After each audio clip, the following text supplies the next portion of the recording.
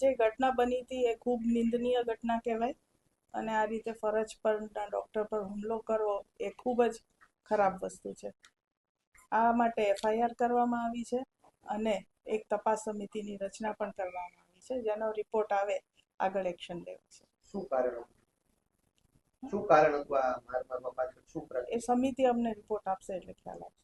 ડોક્ટરની કઈ પૂછપરછ તમે કરી? પ્રાથમિક આખી સમિતિની જે પણ રચના હોય ને એ સમિતિ એનો નિર્ણય લેશે. બેન, વારંવાર દર્દીઓ અને ડોક્ટરો વચ્ચે ઘર્ષણ થાય છે, તો હવે કઈ નવા નિયમો જાહેર કરવામાં આવશે? કારણ કે વારંવાર આ પ્રકારે વિવાદ સર્જાતા હોય છે.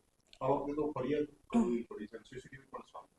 હા, એટલે ઘણીવાર દર્દીને સમજાતું નથી હોતું કે ડૉક્ટરની કાર્ય પદ્ધતિ, અને દર્દી ઘણીવાર એવું થાય છે કે ડૉક્ટર્સને બી બીજા અર્જન્ટલી પેશન્ટ ટ્રીટ કરવાના હોય. દરેક પેશન્ટ માટે પોતાનું પેશન્ટ એ ઇમરજન્સી છે, પણ અમારા માટે ઇમરજન્સી ઇઝ વાઇટલી સ્ટેબલ. જે વાઇટલી સ્ટેબલ હોય એ અમારા માટે ઇમરજન્સી સેમી ઇમરજન્સી કહેવાય. જે વાઇટલી અનસ્ટેબલ હોય એ અમારા માટે ઇમરજન્સી કહેવાય. એટલે દર્દીને આ વસ્તુ સમજાવવી ખૂબ જ અઘરી હોય છે.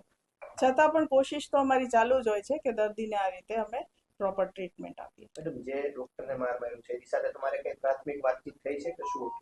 પ્રાથમિક વાતચીત કરી છે, પણ મેં એને બીજી કોઈ મેજર ઇન્જરી નથી એના માટે ચેક કર્યું.